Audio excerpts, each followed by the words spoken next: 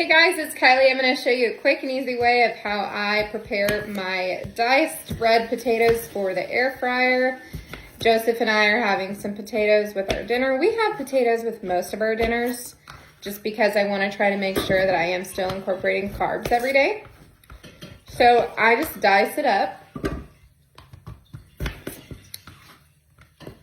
I know most people probably know how to dice potatoes, but I do get asked quite a bit, hey, how do you make your potatoes? So I thought I would just show you guys how quick and easy it is.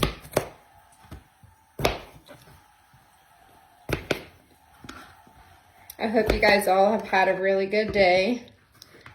I've been pretty productive today, getting a lot of stuff done. We are going out of town this weekend, so I wanted to make sure that I was working on laundry and getting all that kind of stuff done. So, red potato is only 2 points per half cup. So I do generally use either Little Potato Company potatoes a lot. I like the, I like sweet potatoes also, but I also like using red potato as well. Basically, I'm just telling y'all, I like potatoes, I guess. So I dice it all up.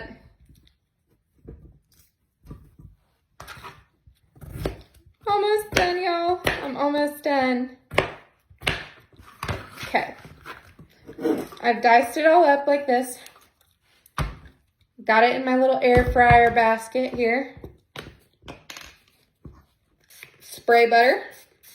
And I usually toss them around. And then I use some salt-free seasoning. I use Miss Dash on everything.